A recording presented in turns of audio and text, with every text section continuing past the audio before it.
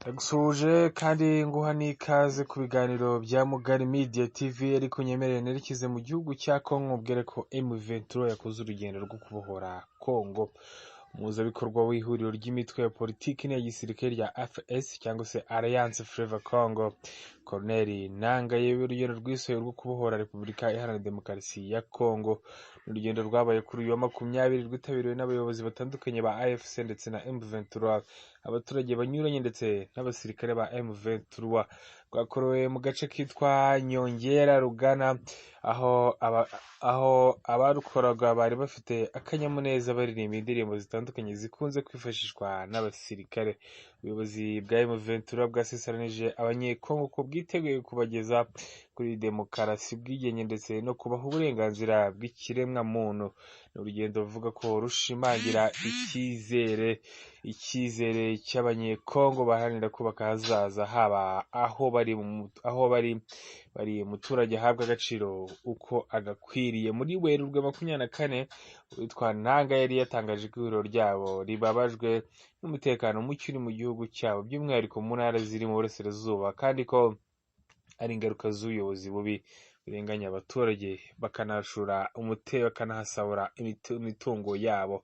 Yagize ati, aho gukemura ibi bibazo, leta ya Kinshasa yahisemo guca abanyekongo ibice, guha intebe ivanguramoko, inzara, ubujura no gusahura umutungo, kwica abanyapolitike no gukoresha ubutabera. Yakomeje agira ati, mu minsi iri imbere tuzafata Goma, Kivu zombi, Grand Oriental, Equateur, Katanga, Kasai, Bandundu, Congo Central n'umurwa mukuru. Tuzaza i Kinshasa kugira ngo dushyireho ubutegetsi bw'igihugu, kubera ko turi mu karengane ubukungu bwose bukoreshwa i Kinshasa bukanyerezwa. Kuva aho M23 yinjiriye mu ihuriro ry'imitwe yitwaje intwaro n'iya politiki rya AFC, yagaragaje ko ifite intego yo gufata ibice bitandukanye bya RDC. Umva ko muri Congo ntabwo ibintu byoroshye, ingendo ziri gukorwa buri munsi cyane. Hanyuma reka nerekeze mu karere ka Kayonza. Mu karere ka Kayonza nta kindi kiri kuvugwa, aho ni mu ntara y'Iburasirazuba. Yatawe muri yombi akekwaho kwica umugore we, amushinja guca inyuma cyangwa se kumuca inyuma.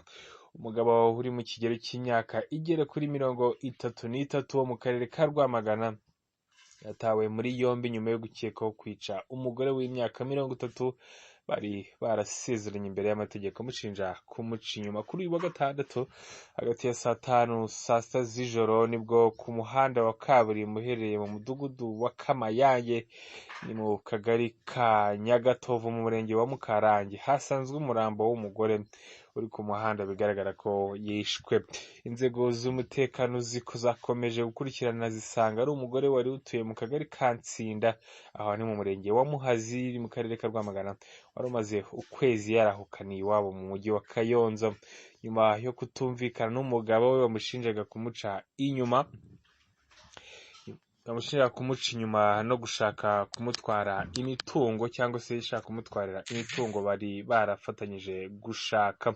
Umunyamabanga nshingwabikorwa w'umurenge wa Mukarange yitwa Ntambara John yabwiye igihe.com ko akomeje gukurikirana basanga umugore yarahukanye iwabo, ariko akagira umugabo w'umushoferi. Uwo mugabo ngo yari yarahamagaye umugore we ngo babonane, yongera kuboneka yapfuye, bagakeka ko ari we waba wamuhitanye.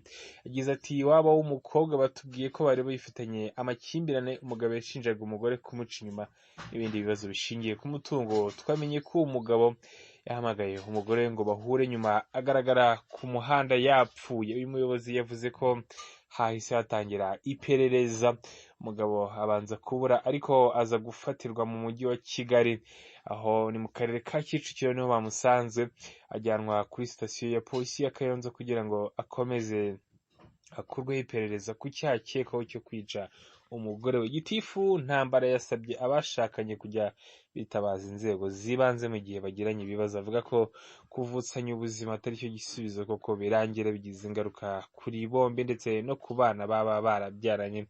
uyu muryango bivuga ko wari ufitanye umwana umwe, umugabo akaba yari asanzwe ari umushoferi. Bivuga ko kandi bari bamaze ukwezi batabanaho, umugore yari yarahukaniye iwabo mu rugo i Kayonza, ari naho banamwiciye. Reka nanjye unyemerere ngushimire, ukomeze ukore subscribe ku biganiro bya Mugari Media TV, dukomeze kubana, ukomeze kugira ibihe byiza. Njye nitwa Patrick.